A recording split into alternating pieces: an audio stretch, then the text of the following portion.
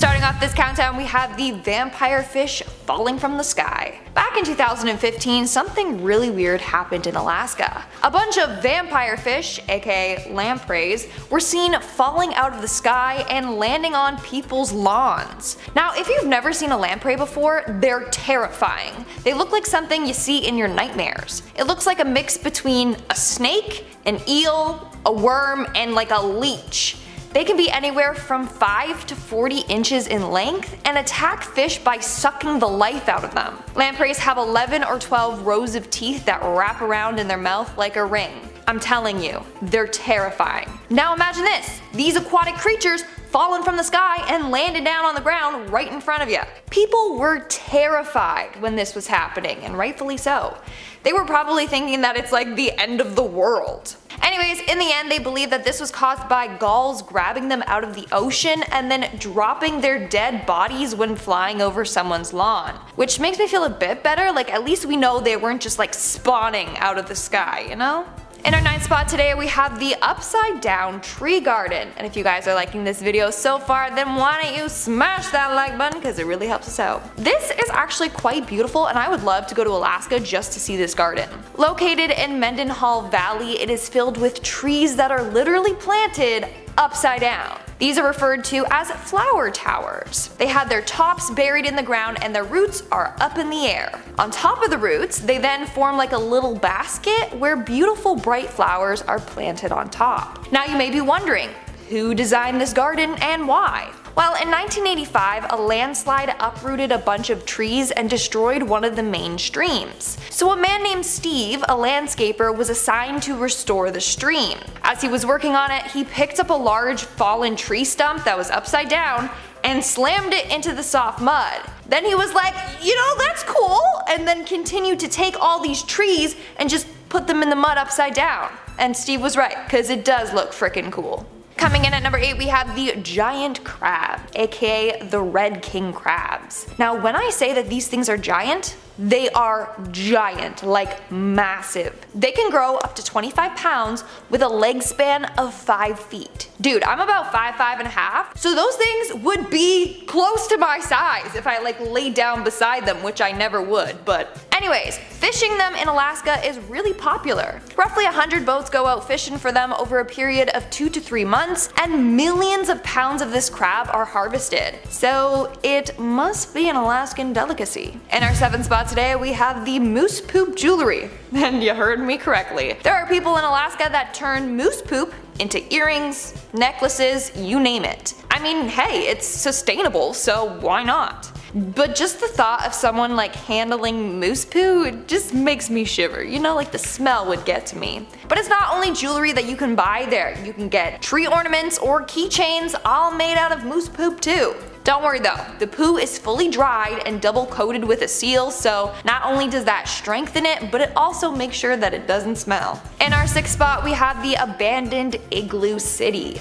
Located in Cantwell, Alaska, there's an abandoned igloo building. It was first created with the intention to be a cool little hotel, but it never got fully completed. Back in the 1970s when they were building it, the workers kept failing to beat building codes at the time. So they just gave up. And it was easier and cheaper to just leave the building up instead of tearing it down, so that's why it's still there. Now the outside might look complete, but the inside is not finished at all. So now it's just a cool little tourist attraction. But sadly, you're not allowed inside to explore. We're now at our 5th and halfway mark with the Dr. Seuss House. Again, another place that I would love to visit. Located in Willow, Alaska, the Dr. Seuss House, or the Goose Creek Tower, is a 185 feet tall structure that looks like several houses stacked on top of each other. And that's because it basically is. It honestly looks like something straight out of a Dr. Seuss book, which is why it's given that name. Anyways, the bottom of the house started by a 40 by 40 foot log cabin. Then the designer started adding more and more cabins on the house, each getting smaller and smaller as they ascend into the sky. But they unfortunately were forced to stop when they reached the height of 185 feet. Because if they go past 200 feet, then they're getting into federal airspace territory. In our fourth spot, we have HAARP. HAARP, aka High Frequency Active Auroral Research Program, was created by the government to analyze the ionosphere, which is the area where the Earth's atmosphere meets space. Seeing this area from afar, it looks weird. It's just like a parking lot filled with massive antennas. But this place also has a number of conspiracy theories surrounding it. For example, many people believe that the government is using this base to control the weather or even mind control us. Another theory is that the government is actually using this place to create and test geothermal weapons, space weapons, or even death ray weapons. It's crazy, I know. Coming in at number 3, we have the outhouse races. Imagine visiting Alaska and then seeing a bunch of people in outhouses on skis racing down the street. This is a real thing that they do in Alaska as part of the Anchorage Fur Rendezvous. So teams actually create and design/decorate their own outhouses. Like I said, the outhouses are then placed on skis or a snowboard. And then 4 team members push or pull the outhouse to the finish line while one person is inside of it. Not gonna lie, this looks extremely fun. Like, I'd love to watch this race or even design my own outhouse. As weird as that sounds, I never thought I would ever say that sentence in my life. Coming in at number 2, we have the Lady of the Lake. Now, when I first heard this, I'm like, damn, I bet this is about a creepy ghostly lady that like drowned in an Alaskan lake and now haunts the area. I was completely wrong. I was way off. Okay, I've just been doing way too many ghost videos lately. Anyways, the Lady of the Lake is an abandoned aircraft that is submerged at the bottom of a lake in Alaska. Basically, in 1955, the Air Force got rid of all the WB-29 Super Fortress planes due to an accident. So they took this plane and brought it to the lake. That's when it was used for open water extraction training. But after using it for quite some time, they're like, nah, sorry, it's still too dangerous to use this plane. So they literally just left it there and then it sank to the bottom. So there you go.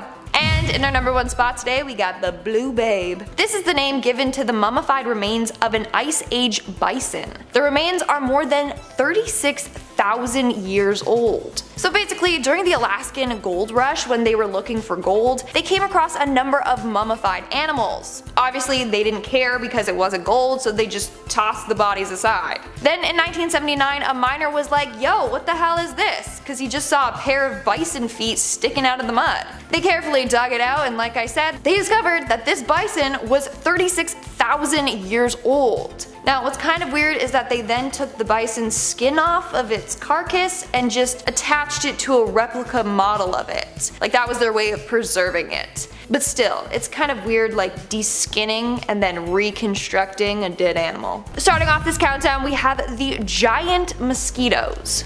First off, I would like to give a huge shout out to subscriber Rocker Bob. He left a comment about the mosquitoes in Alaska, and they definitely deserve a spot on today's list. The mosquitoes in Alaska are so big that they joke around and call them the state bird. The biggest type are a kind called the snow mosquito, and they are about the length of a full-grown American honeybee. Yeah, it's massive. I mean, on the plus side, you can see them coming. Like, I hate when all of a sudden I'm like, I got a mosquito bite, right? Like, where did that come from? Maybe now you'll be able to see these suckers and then I'm just kidding. But here's the thing. The swarm of mosquitoes there are so aggressive, they have been known to chase herds of caribou into the sea. Not only that, they have the ability to completely drain a caribou. Isn't that absolutely terrifying? So if you're planning on going, make sure you put bug repellent on your packing list. Several cans. Moving on at number 9, we have the laws. Alright, so if you're planning your trip to Alaska, you know you need that mosquito repellent, but you also should just, do a little refresher on the laws there. You don't want to do anything illegal and risk getting arrested. Here are some of the weirdest laws you'll find in Alaska. For starters, it's illegal to wake up a sleeping bear in the purpose to take its photo. Who is dumb enough to wake up a sleeping bear? Anyways, if it's not for the purpose of taking a photo, can you wake it up? I don't know. It's also illegal to push a moose out of an airplane. Damn it, there goes my weekend plans. Like, seriously. Clearly this has happened before, so they had to make this a law. But who's loading a moose onto an airplane in the first place? And then second, who's then pushing it out? That's just messed up. Anyways, it's also illegal to give alcohol to a moose. Again, that means someone was caught doing this, so then they had to then make it a law. And it's also illegal to tie your pet dog to the roof of a car. Excuse me? Who the hell is doing that? That's just incredibly messed up. But yeah, that's just some of the many weird laws. Coming in at number 8, we have the giant halibut. Again, thank you to Rocker Bob for telling me about this one as well. But the fish in Alaska are massive. Like, what are people feeding them? You see this picture right here? This is not edited at all. That is a 327-pound halibut caught by a man named Greg Brewer. I have so many questions. 1, how did they catch that? 2, how did they reel that bad boy in? 3, why is that fish so big? Seriously, apparently Alaskan halibut can grow to be 8 feet long and 5 feet wide. They can also weigh up to 500 pounds. I literally don't believe this. Like, what is in the waters over there? Coming in at number 7, we have the lake monster. Of course, Alaska has a lake monster. I mean, have you seen the size of those fish? Those alone are monsters. But over at Iliamna Lake, there's a supposed lake monster that has been spotted a number of times throughout the years. It even has been blamed for a number of deaths. As a result, the monster has been given the name Illy. The monster is said to be 10 to 30 feet in length with a square-like head. It uses its head to then knock boats over. People are so determined to catch this thing that there's a $100,000 reward given to anyone that provides concrete evidence that this monster exists. One of the first sightings was in 1942 by Babe Ellsworth and Bill Hammersley. They were on a flight over the lake when they saw something weird moving in the waters below. When they got closer down to it, they saw this long, massive creature flipping its tail side to side. Over the years, a number of other pilots and boaters have seen this creature as well. So just be careful if you ever decide to go swimming. Or bring your camera so you can capture this creature and then get the cash, even better. In our 6th spot, we have Mukluk Land. Mukluk Land is said to be one of the most bizarre and creepy amusement parks in the world. The theme of this park is there is none. It's basically like a collection of random stuff. You got rusting snowmobiles and a giant cabbage, but scariest of all, you got this weird place of dolls. Basically, there's a log cabin and it's just filled with hundreds of dolls. Like, they're everywhere on the floor, shelves, walls, you get it. But I don't quite understand because entering the cabin is forbidden. In fact, there's a big open bear trap waiting for you in the room if you do trespass and enter. Why have a display that you can't visit? I don't know, I just have a feeling that those dolls are cursed or possessed or something like that. They just threw them all inside of one big cabin and locked them up. I'm just kidding, but still, the place does look cursed. We're now at our 5th and halfway mark with the hairy beast. So not only do you have to look out for lake monsters while you're there, but also these big hairy beasts that resemble Bigfoot. Hey, maybe it's his older brother or something. Anyways, a number of disappearances and deaths have been linked to a mysterious hairy beast that lurks in Port Chatham. In the 1930s, a number of people went missing in the area. In 1931, Andrew Kamluck went out logging. He was later found dead in the forest. He got a bad blow to his head. Around the same time, a man named Simon Vaznikov was out in that area and randomly disappeared without a trace. Another man named Tom Larson was out chopping wood when he said he saw something hairy on the beach, and it wasn't my uncle without a shirt on. The creature was just standing there staring at him. Thankfully, it didn't attack. Also, on a number of other occasions, people have seen weird man-like footprints in the mud. So I think it's time to gather a team and go Bigfoot hunting. Who's with me? Moving on to number 4, we have the massive produce. So we got massive mosquitoes, massive fish, massive beasts. What's next? Well, how about massive produce? Because of the fact that Alaska has long summer days, they are able to grow oversized produce. Like a 35-pound broccoli, a 65-pound cantaloupe, and a 138-pound cabbage. They get like 20 hours of sunshine, so yeah, they're just growing non-stop. In fact, there's even an annual Alaska State Fair where people show off the massive produce they have grown. They've got massive pumpkins, zucchini, watermelon, anything you could ever dream of. Honestly, I'd be down to do a little taste testing of these magically big produce. Who's with me? Moving on at number 3, we have the sunlight. In the northern parts of Alaska, they can receive 24 hours of sunlight in the summer, which is great for people that love basking in the sun. Then you got the downside to that. In Barrow, they get around 2 months of just sheer darkness in the winter. Those with seasonal depression would absolutely suffer there. I just find that crazy. It's like from one extreme to another. From 24 hours of sunlight to 24 hours of darkness. It's crazy. Coming in at number 2, we have Nome. Apparently, a number of people have gone missing in Nome within the past 75 years. Between 1960 to 2004, about 24 residents disappeared without a trace. There are a number of theories regarding these disappearances, from UFO involvement to alien abductions to even serial killers. It's crazy! People just don't know what's happening to these residents. In fact, the Hollywood movie The Fourth Kind was meant to tell the story of Nome, but obviously they made it scarier and UFO based. And in our number 1 spot today, we have the Moose Dropping Festival. This is a quite interesting festival, to say the least.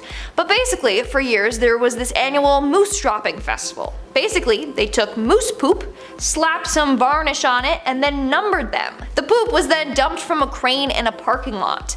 People willing to participate all had a number that corresponded with the poo that they were rooting on. The piece of moose poop that landed closest to the center of the target would receive a cash prize. Kinda seems fun. It's a little weird, but you know, seems fun, not gonna lie. But sadly, the event started to get too big, and in 2009, they had to stop hosting it. Kicking off the list at number 10, ice worms. Yeah, ice worms. Need I say any more right there? Ice worms, that's terrifying by themselves. I'm dodging these suckers all spring, now I gotta worry about winter too. Get out of town. I'm Canadian, we don't need ice worms, come on, we have ice in general, that's bad enough. The only time a worm lives its life in glacial ice is in, you guessed it, Alaska. Yeah, all these things are in Alaska, in case you didn't already know that. All my life I've seen worms shrivel up and fade away on the sidewalk. They just evaporate, it's so horrible. But I've never even seen a worm near ice. Is that even possible? Apparently so. They're supposed to run out of fuel and die off, but ice worms are like the Energizer Bunny. These things just keep going, even if they're frozen. Little Captain America worms. Should that icy temperature rise, however, above freezing, well, that's when it becomes slower and dies off the way that we see every worm go. You know, just in a horrible, gross way. Honestly, these things are super cool. I'm not a fan of worms, obviously, but scientifically, these guys are so alien. They're pretty cool. I had to kick off the list with them. Teach me your ways. I'm always so cold. Again, hate Canada. I'm just kidding, that's fine. Number 9, banana slugs. This one's pretty gross too, I'm not gonna lie. Get the gross ones out of the way right off the hop. Banana slugs get their name because of their yellow color. They are not yummy. They have nothing to do with bananas. They do not taste like bananas at all. Nothing like banana medicine. That one's pretty close. They're also quite large, these slugs, but the thing that really sets them apart here is that they have a single lung that's exposed. I know, as I said that, you probably went, ugh. Yeah, it's horrible. It's one of the worst things I've read. Alaskan banana slugs are dark green, so even creepier, dare I say, than the average. And these slugs need to stay wet at all times. I wanted to say that they stay, you know, something that starts with the letter M, but we don't like that word, apparently. This word would have been perfect for said organism. Moist. There, I said it. These slugs are also hermaphrodites. They have all the reproductive organs needed for the fun. Only after a mating season, they'll kind of Black Widow the other party. Yeah, nature's wild. Olivia, don't eat me. Thanks. Number 8, new whale species. You may be thinking, how does one miss a whale for this long? Aren't they insanely large? Haven't we found them all? I would hope. Well, when a 20-foot long whale washed up on the beach in Alaska, researchers studied it and came to the conclusion that this species of whale, specifically called the Baird's beaked whale, upon further investigation is part of an entirely new species of whale. Yep, we thought we knew what it was. Different. A new whale from 2014, and we didn't even know it for a couple years. This new discovery has darker flesh, and the dorsal fin was bigger and floppier. It was bigger and floppier. Imagine a scientist saying that. Yeah, it's bigger and floppier. They're like, great, heard. The only other whale with the same genetic code that can be studied was found in a nearby high school gymnasium. Yeah, not alive. It was the skeleton. It was just, you know, up there for morale, I guess. Nothing gets the kids going on the beep test than a skeleton above. Just a whale skeleton. Like they were in the Avengers and they just, I don't know. Where is this? Alaska? Wild. Next time you talk smack about your high school mascot, make sure it's not a rare fish that's previously undiscovered.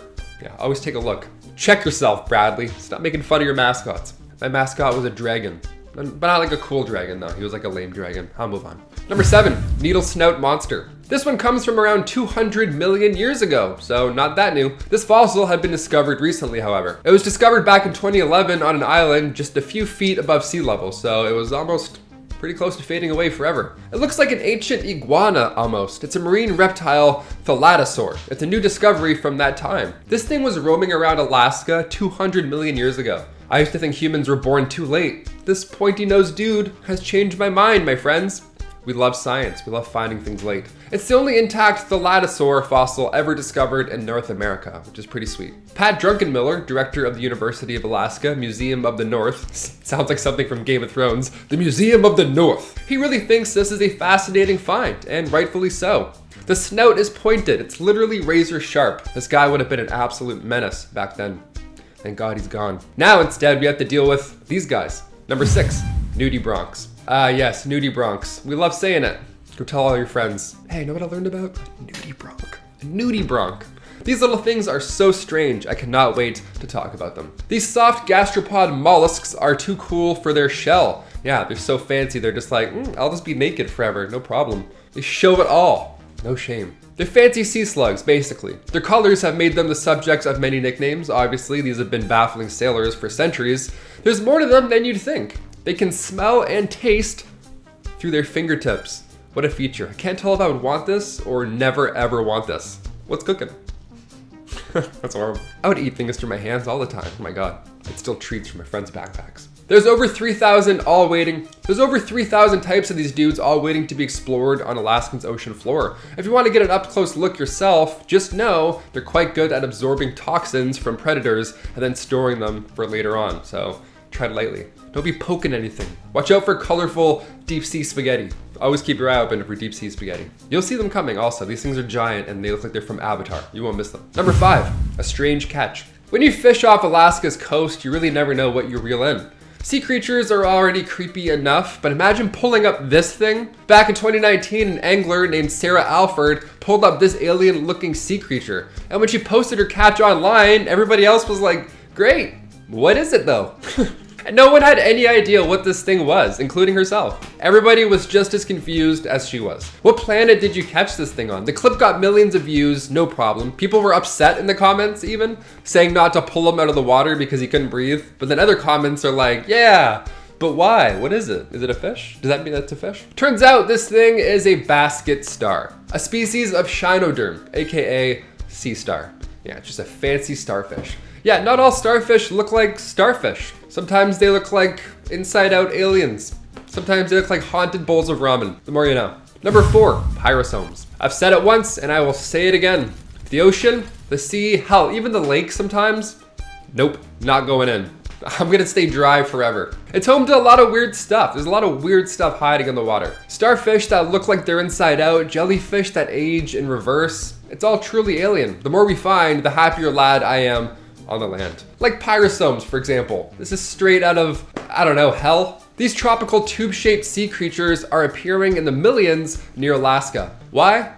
Wouldn't you like to know? They began to show up back in 2017 and we're still figuring out what's going on with them. They're these foot-long tubes. They're these glowing sea tubes. They look like deflated sea pickles almost. They're so odd. Just sad sea balloons. Researchers at NOAA's Alaska Fisheries Center are shocked because they've never seen pyrosomes travel this far north before. Where are they going? Why? Why is it becoming a common sighting in Alaskan waters now? These numbers are so high that when fishermen are finding them, they're clogging all their gear up. Yeah, their nets are just layered in this goop. Just jellyfish balloon goop. Nice, we love it. Number 3, the basking shark. Translating to large-nosed sea monster, nice, for good reason there, I guess. The basking shark is something I hope I never run into at any point in my life. Even in an aquarium, I don't wanna see it. I'll close my eyes and walk through that entire exhibit. I don't wanna look at it. They swim around the surface of the water, first of all, scary, and search for tiny food. They search for plankton. Despite how big and scary their mouths are, their meal is preferably tiny. Basking sharks will go years without seeing one of these. But once we do, we're in luck. Because more often than not, basking sharks will travel in large numbers, and they're found in both the Atlantic and the Pacific. As of 2019, basking sharks were considered endangered thanks to overfishing. Yeah, they have some biological mysteries behind them though. The basking shark mouth is massive and, like I said before, quite scary, but otherwise, it's pretty normal. Basking shark females, however, they only have one functioning ovary, and it's always the same every time. It's always on the right side, and we're still not quite sure why. Number 2, red squirrels. Okay, so Olivia told me recently that black squirrels in Toronto, they aren't a thing everywhere. They're not a thing in Regina. But over in Toronto, my whole life I've seen black squirrels everywhere, maybe even more so than a brown squirrel. So this one I had to throw in because I simply don't know anymore. My whole life is now a lie. I could be colorblind for all I know. Because now we got red squirrels over in Alaska. Like red, like mighty red. These things look like Vikings. A common sighting over there. They have these cute white bellies. They look straight out of a fairy tale. That's another thing. Every time you see a squirrel in a book, it's always brown. I can't confidently tell you what color squirrels are anymore. Zebras, I got. That's fine. Zebras, no problem. Squirrels, no clue. The only squirrels I see downtown Toronto look like they just got a buzz cut out of nowhere. They're like losing hair. They have bald spots. I don't know. These squirrels are up to no good. I don't want to know what's going on. You ever see a squirrel that clearly just got into an altercation and you're like, hey, little guy? I can't talk to Toronto squirrels. Squirrels are too scary. Alaskan red squirrels, those are awesome. We like those. Those are probably a bit more gentle. They don't have to dodge taxi cabs. And finally, number 1, the king crab. Okay, I'm not great with spiders. You've seen this, you know this on this channel here. And crabs, in case you're wondering, nope, no better. They're larger and they can swim. 2 more red flags, my friends. Not a big fan of crabs, but the Alaskan king crab, they're honestly pretty impressive. I had to put them at number 1. They're an OG. They have the name Alaskan in their name. You know what I mean? They've made their home. These king crabs can reach up to 5 feet wide. A giant sea spider, great. But instead of 8 legs, they only have 6. But the massive claws that resemble boxing gloves, those don't feel too good on your skin. You want to avoid that. The bizarre thing about these yummy sea creatures with the Alaskan king crab is that their right claw is often way bigger than the left. And that claw is more often than not their weapon. That's their go-to weapon. So they're not right or left-handed. They're just like, oh, what's bigger? This one? Sure. That's how they pick which-handed they are.